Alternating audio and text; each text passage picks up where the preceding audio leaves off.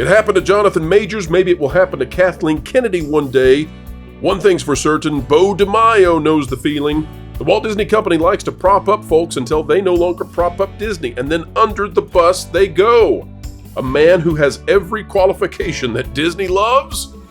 Well, he has been fired, let go, parted ways with when it comes to X-Men 97, the day before the premiere. But that's not all. In this video, we'll talk about hundreds of millions of dollars in potential ethics violations from the House of Mouse.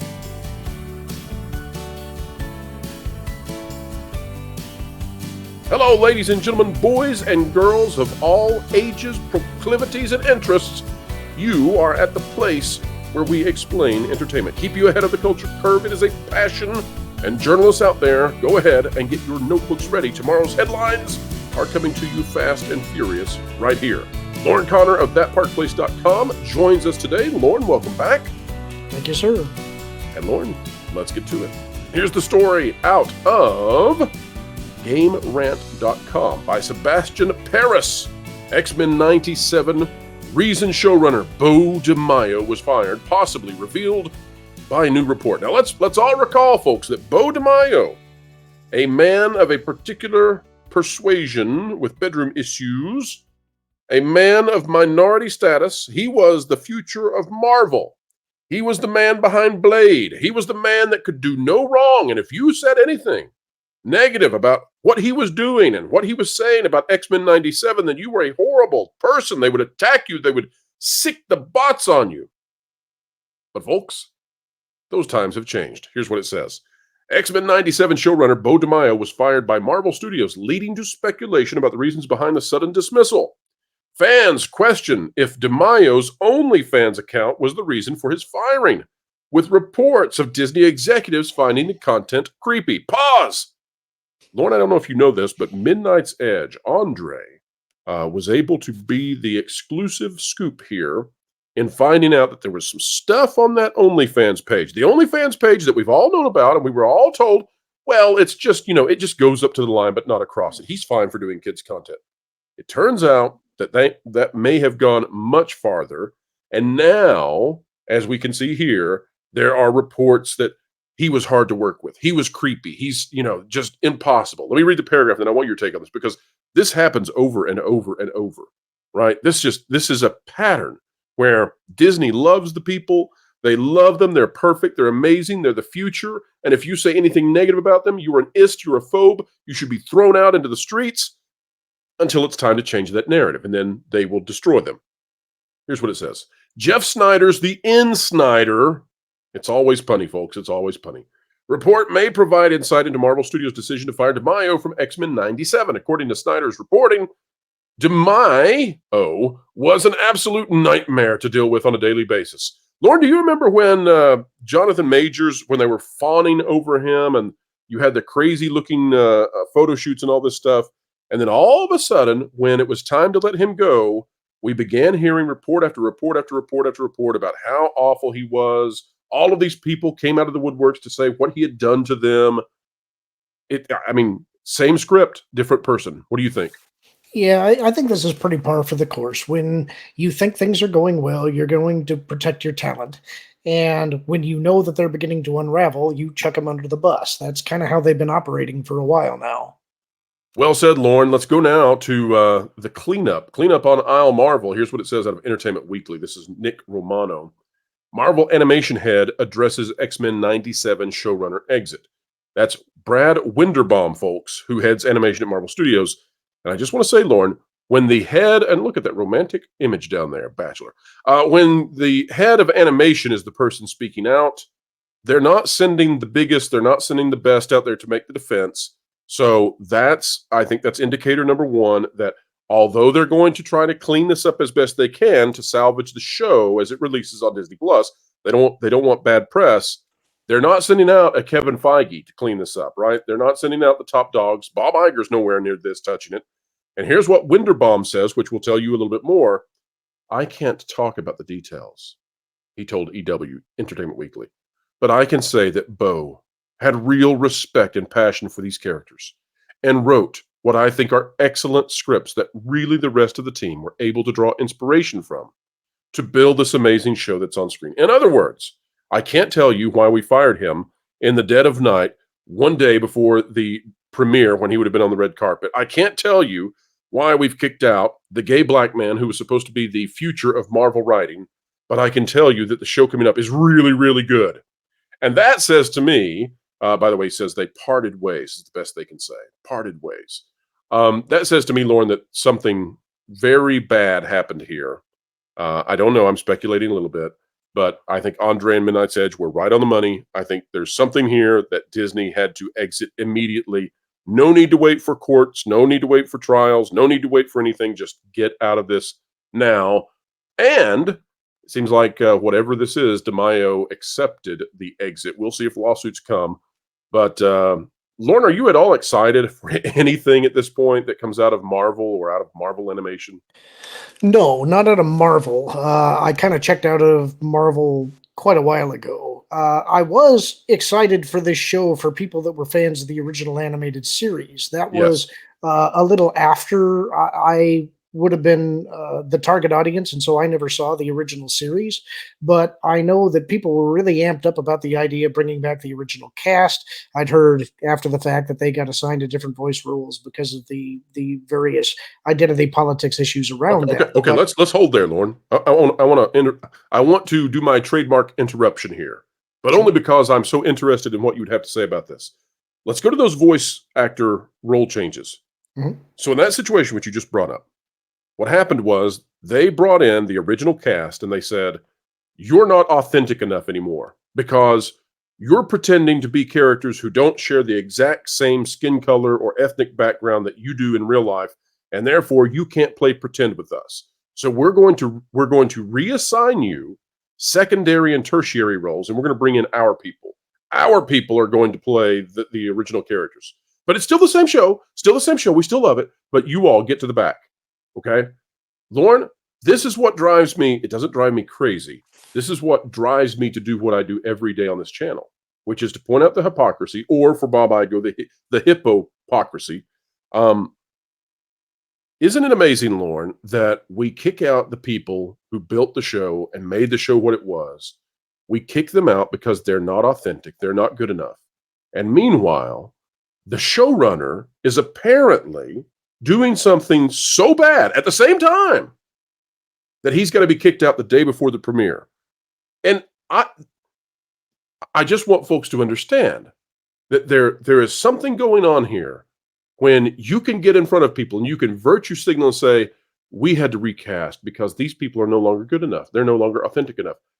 And you go to bed at night knowing that there's something so big in your private life that at a moment's notice they can kick you out, and you still have the courage, you still have the chutzpah to go out there and demean the people who made the show originally great.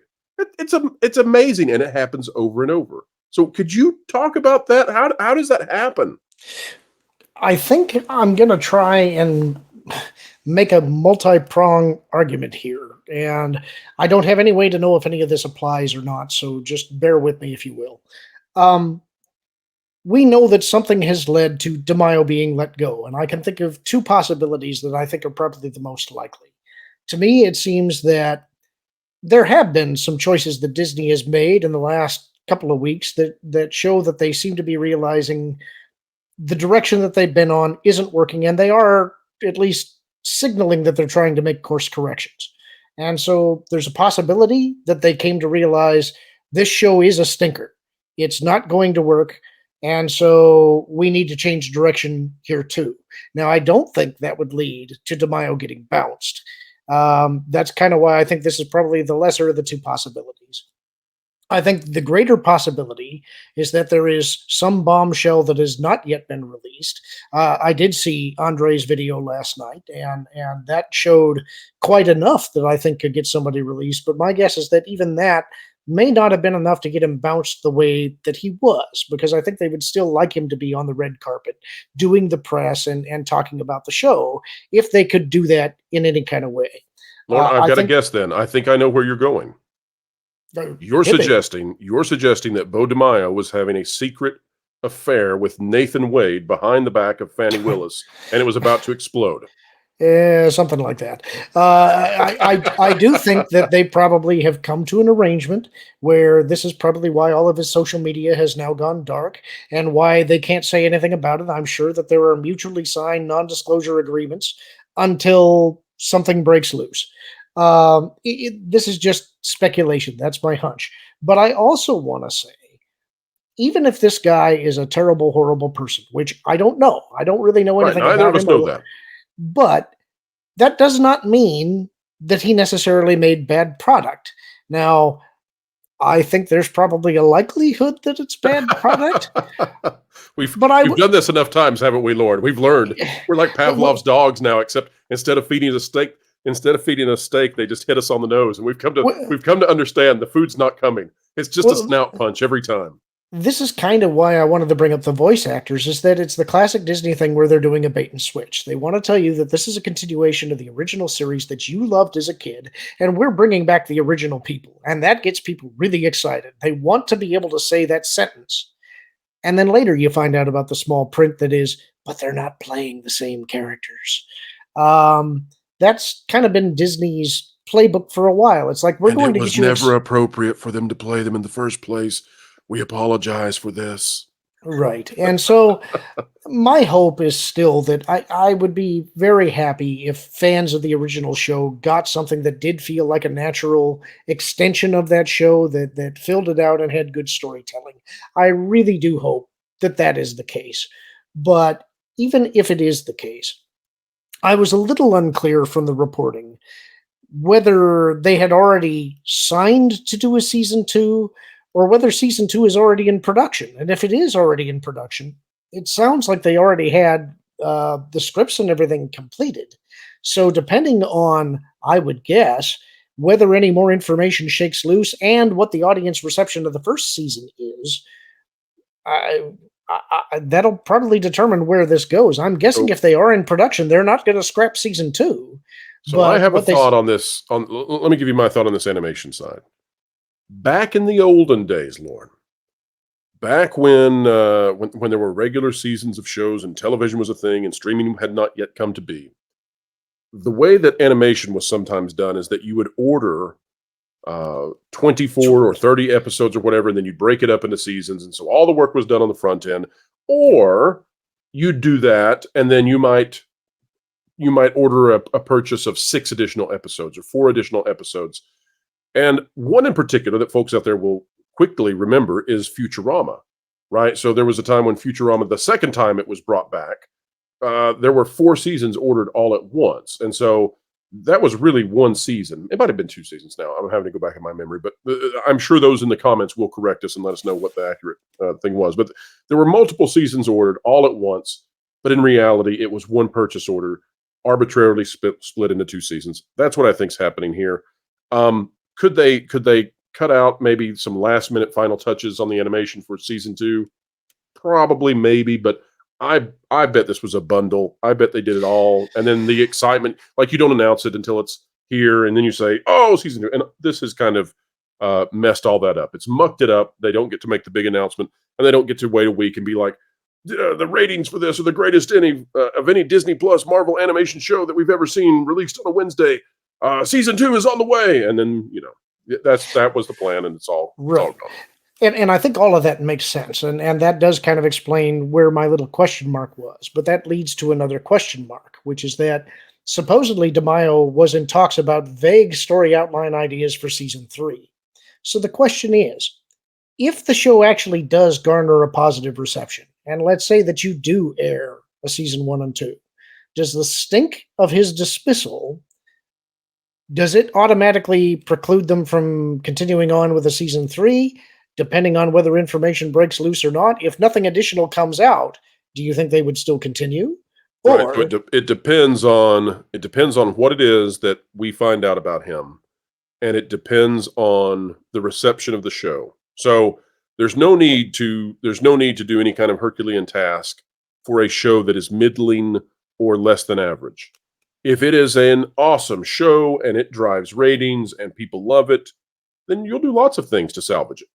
But it's not my sense right now that this is going to be the kind of show that generates ravenous enthusiasm. I don't see that.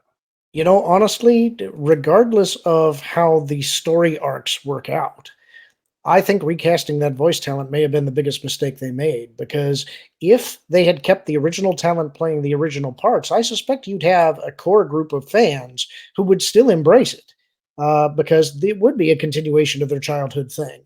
By doing that bait and switch, I think they may have inadvertently killed the show, no matter how the story arcs work. We live in a very strange world where Uncle Phil from Fresh Prince of Bel-Air would not be allowed to play the role of Splinter in today's time. Well, no, he would. Shredder. Shredder, sorry, not Splinter. Sorry.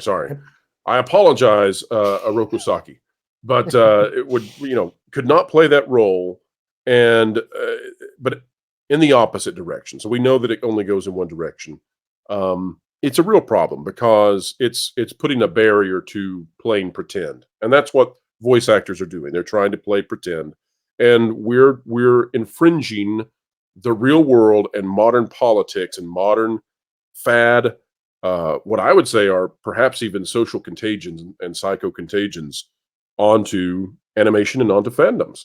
Now, speaking of, Lauren, of ethics issues that Disney is having, not only with this, because I'm here to tell you, they knew this guy had an OnlyFans. We knew he had an OnlyFans. We talked about it. We've done videos on it.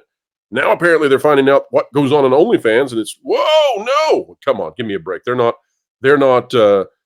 prudish little school children who don't know what's going on. They're Disney. They know exactly what's going on. They own yachts, for God's sake.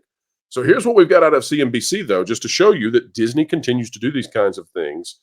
CNBC says, by Rohan Goswami, Disney paid shareholder ValueAct millions in fees as part of a prior relationship. Here we go again, folks.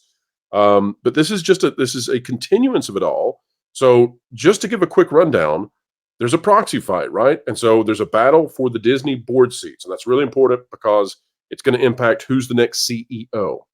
And Nelson Peltz and Jay Rasulo being the former chief financial officer of the company, they want on the board and they want to bring Disney to the sensible center.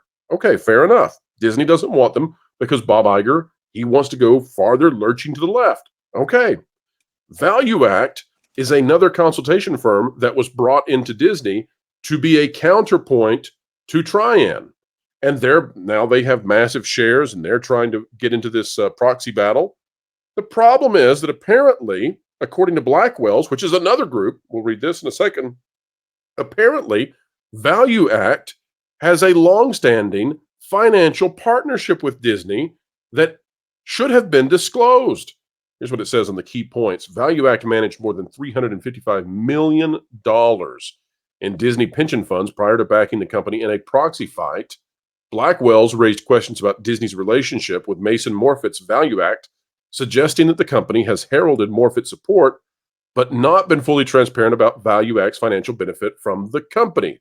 So in other words, you've got this guy who's got all this Disney stock now. He's battling back against the folks who just want to moderate the company. And nobody said, hey, by the way, this guy's got a $355 million contract with the company over the past however many years. The company needs to be cleaned because the company continues to do things that are just gross and unethical. They believe in narrative over truth. And I'm here to tell you, you can believe in power over truth. You can believe in the power of narrative, and you can believe that the ends justify the means. The problem is that when you do that over time, you divorce everybody from you who would be a fair partner because they no longer can trust that you will act in good faith with them. And Disney is eroding all the goodwill that people might have with them. Lauren, your thoughts on this idea that Disney didn't disclose in this proxy fight hundreds of millions of dollars of improper relationship if they're going to crow about Mr. Morfit?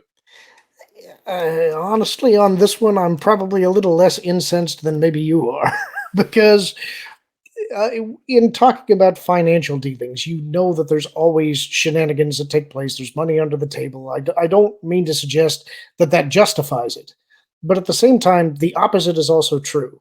ValueAct received financial benefits from working with Disney in the past. They didn't disclose that, but that doesn't mean that their principal doesn't think that Disney continuing along the path that it is isn't the best for the company financially. Well, sure, but Lauren, they might think that Nelson Peltz would change that. That he might look at the books and say, "Now, wait a minute, why are we paying them all this money? We can do a much better job." So that's why I'm saying that there's Sure. an interesting incentive here that should have been disclosed. Sure, I'm not, and again, I'm not saying it shouldn't have been disclosed, and I'm not defending them for that in any way. I'm just saying that it. You're saying that we're both adults and we both know how it works behind closed doors. That's part of it. It's also that we don't really have a way to know that ValueAct does not believe that not having Nelson Peltz on the board isn't best for Disney, absent their financial relationship with Disney.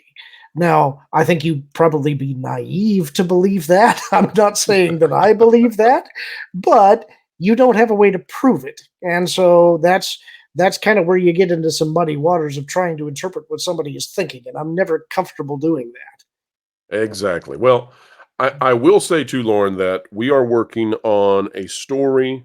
There is another YouTube channel out there. What should I say here? Let's just say that there's another YouTube channel out there that has uncovered something through a FOIA request regarding some unethical actions related to Disney World. And folks, we're working on it. We hope to bring it to you soon, and we hope to appropriately signal boost those who discovered this and did the original investigating. We don't want to take credit from anyone when they are deserving of all the praise. But that said, there are major ethical issues across this company, and they're not at the lowest levels. It's not the custodian. It's not, the mid-level manager at Disneyland.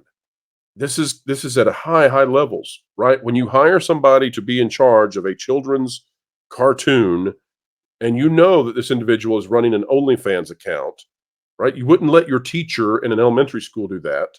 So why are you letting your showrunner of a major reboot do that? So that's crazy. And then if you have a multi-$100 million relationship with someone who's got your back in a proxy fight and you need to disclose that, well, maybe you should. All of these, though, these are coming from high-level decisions. Beau DeMayo, he says he was hired by Kevin Feige. ValueAct, you better believe Mr. Morfit's in consultation with Bob Iger. That's what we suspect. So at the very top, that's where the solutions need to happen to fix this company, get it back on track, and do the right thing. Lauren, I've got a fun final question for you. All right. Fun final question is, one day, Kathleen Kennedy is going to leave, despite the reports from places like Discussing Film that Star Wars has made back 3 times its investment. By the way, folks, it hasn't. One day, Kathleen Kennedy's going to leave. What do you think Disney will ever turn on her, or do you think that they will just hoorah her right on out with awards and champagne and all of that? What's the strategy when she exits? I don't think that they'll turn on her. I think it would be a massive mistake to do so because she knows where all of the dirty laundry is. And I think that would only result in things exploding in public. And you don't want that as a public relations matter in any case ever. So I think their smartest move is give her the awards, let her walk out the door and wave and be the queen for the day. And even then if the Gina Carano lawsuit unveils tremendous slime? If that happens, then it's going to happen either way. That's not them trashing her. That's it coming out as a matter of discovery. Well, you wouldn't find it funny if that comes out and suddenly Disney's like, she was crazy to work with. It was terrible. 17 sources at Disney C-suite say Kathleen Kennedy was an absolute nightmare. You're not. I think. Can we read those if that happens, Lauren? Can you and I sit down for like a 3-hour marathon reading those articles just to laugh? You bet. But I have a feeling that even if that does come out in Discovery, I have a feeling they're going to be as quiet as they can possibly be. I don't think they're going to want to call any additional attention to it. They're going to want it to go through the news cycle and then let it be last week's news. Now, Iger hasn't always had the best discipline when it comes to that kind of thing. But the fact that when he was asked, do you have any comment about this pending lawsuit from Gina Carano? He wisely said none and left it at that. And I think that shows they may be learning a little bit. I just can't believe that in this video you suggested that Beau DeMayo might have had an affair with Nathan Wade behind Bonnie Willis's back. That was uncalled for, Lauren. Uncalled for. Yeah, I know. I'm ashamed that I ever brought that up. Folks, if you have not yet checked out Lauren Connor's content on YouTube, where he is going through the original EU of Star Wars and reading some of the great Timothy Zahn stories, you are missing out. Make sure you go check out Lauren Connor by clicking on the link down in the video description. Folks, it's your turn now. Like, share, subscribe, click it, stick it to the algorithms, hit the notification bell, drop a comment down below, let us know your thoughts. And folks, share this sucker out on the social media platforms of your choice. Now, we must say what we say at the end of every single video because we truly believe it. Folks, wherever you are and whatever you're doing, keep learning, keep growing, and as always, keep having fun. This is Wilton the Troll reporting for That's Park Place, and I'm surrounded by loving and adoring people who are peacefully trying to make sure that poor kids aren't cold in the winter.